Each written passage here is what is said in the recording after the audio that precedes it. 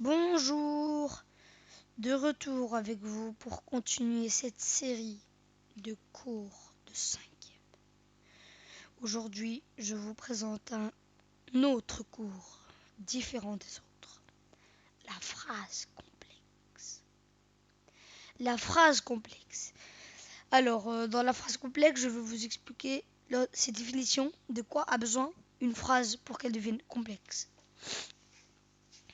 Je vais vous expliquer en détail plusieurs choses concernant la phrase complexe.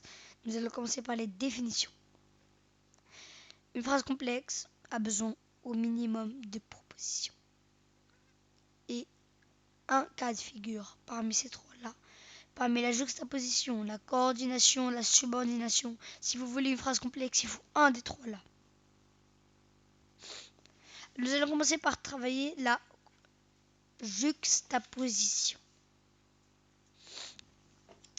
Alors, la juxtaposition. Deux phrases qui se suivent séparées par un point-virgule, une virgule ou deux points est nommée juxte. Une phrase complexe, une phrase avec une juxtaposition, donc un point-virgule, une virgule ou deux points. Quand il y a un de ces trois-là qui sépare la phrase, les deux phrases, c'est une juxtaposition et ça démontre que c'est une phrase complexe. Exemple, je suis là, je vous écoute, il est malade, il souffre. Sois calme, cela va passer. Il y a une virgule qui sépare, on aurait aussi pu mettre point virgule ou les deux points. Mais ces trois phrases-là sont des phrases complexes, juxtaposées. Alors, maintenant nous allons passer à la coordination. Alors, la coordination, dans la coordination, les deux phrases coordonnées, quand elles sont reliées entre elles par une conjonction de coordination. Mais, ou, et, donc, or, ni, car. Ça forme une petite phrase. Mais où est donc or, ni, car? Et bien ça, ce sont les conjonctions de coordination qui peuvent séparer une phrase. Quand on met ça entre deux phrases, alors elles sont coordonnées, elles sont complexes, coordination. Exemple, je pense, donc j'existe. Donc se trouve bel et bien dans cette liste. Donc est dans la liste. Je travaille, mais je n'ai pas eu de bons résultats. Mais je suis encore malade, or j'ai pris des médicaments. On aurait pu faire d'autres. Je suis bon en maths car je travaille bien.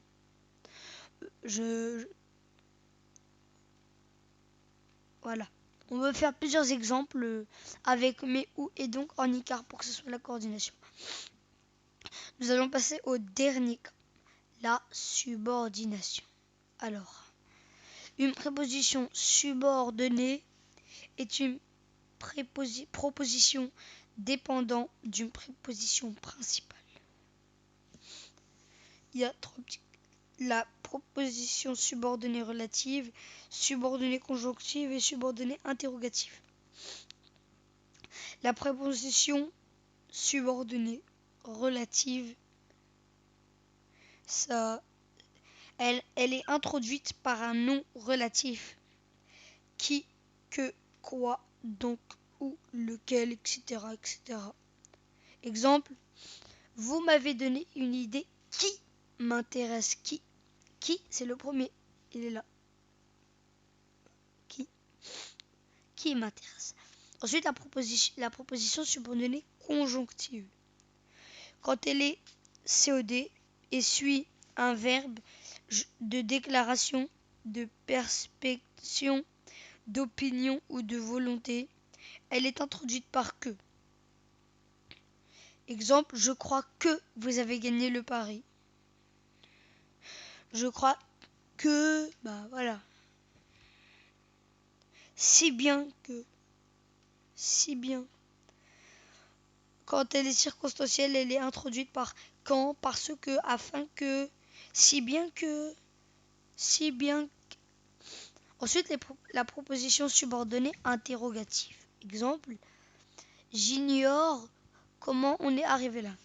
Une préposition subordonnée interrogative, elle permet de faire passer une interrogation directe en interrogation indirecte. J'ignore comment on est arrivé là. Comment? Voilà, il y a comment.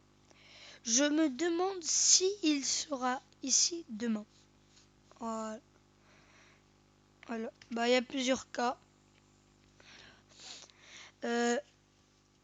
Nous sommes arrivés à la fin de ce terme. J'espère que vous avez apprécié cette vidéo. N'oubliez pas de la partager à vos commentaires. Les sixièmes ont droit de regarder cette vidéo pour cinquième s'ils peuvent s'intéresser au cours des prochains niveaux. J'espère que ça a plu à tout le monde. N'oubliez pas de liker, à vos commentaires. Abonnez-vous à ma chaîne. Merci et au revoir. J'espère qu'on se reverra bientôt. Au revoir.